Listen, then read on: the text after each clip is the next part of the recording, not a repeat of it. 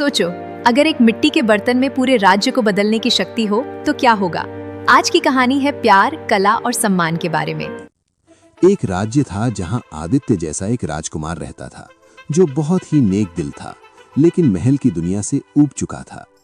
गांव में एक चमेली नाम की सुंदर और कलात्मक कुम्हारिन मिट्टी के बर्तन बनाने वाली रहती थी। उसकी मिट्टी की मूर्तियां और घड़े इतने अद्भुत होते थे कि दूर दूर तक उसकी कला की प्रशंसा होती थी।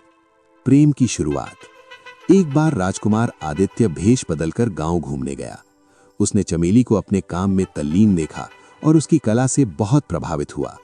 धीरे धीरे राजकुमार रोज चमेली की कार्यशाला में आने लगा।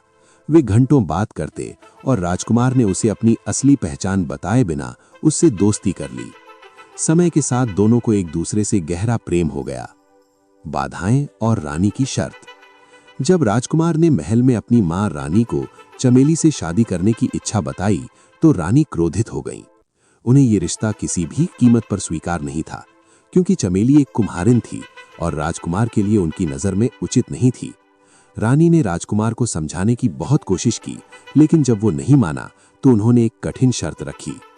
अगर चमेली एक ऐसा जादुई घड़ा बना सकती है जो महल के धन दौलत को फीका कर दे और अपनी बुद्धिमत्ता से सभी सभासदों को संतुष्ट कर दे, तभी वो तुम्हारी रानी बन पाएगी। चमेली की परीक्षा। राजकुमार ने दुखी मन से चमेली को रानी की शर्त बताई। चमेली ने बिना हिचकिचाहट के ये चुनौती स्वीकार कर ली। चमेली ने दिन रात मेहनत की और अपनी कला और प्रेम की शक्ति से एक अनोखा एकता का घड़ा बनाया। इस घड़े की विशेषता ये थी कि इसे देखने वाला हर व्यक्ति आपसी मतभेद भुलाकर एकता और प्रेम की भावना महसूस करता था। जब चमेली घड़ा लेकर दरबार में पहुंची तो पहले तो सबने उसका मजाक उड़ाया, लेकिन जैसे ही घड़ा सबके सामने रखा गया, दरबार का माहौल बदल गया। लोगों ने अपनी कला, प्रेम और मेहनत के महत्व को समझा। चमेली ने अपनी बुद्धिमत्ता से सिद्ध किया कि सच्चा मूल्य धन दौलत में नहीं, बल्कि कला, प्रेम और चरित्र में होता है। रानी और सभी दरबारी चमेली के हुनर और बुद्धिमत्ता के सामने झुक गए।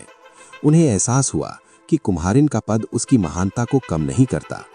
आखिरकार राजकुमार आदित्य और कुम्हारिन चमेली का विवाह हुआ और उन्होंने अपने राज्य को प्यार, एकता और कला के रंगों से सजाया। जिसके पास हुनर, मेहनत और सच्चाई होती है, वो अपनी जगह खुद बना लेता है। ये कहानी हमें सिखाती है कि सम्मान जन्म से नहीं, कर्म से मिलता है। मेरे दोस्तों, ये थी मेरी कहानी। उम्मीद है आपको पसंद आई होगी। अगर पसंद आई तो चैनल को सब्सक्राइब करना मत भूलिएगा और कमेंट में बताइएगा कि आपको ये कहानी कैसी लगी। हम मिलते हैं आपसे ऐसी ही एक और नई कहानी में। तब तक के लिए बाय बाय, टेक केयर।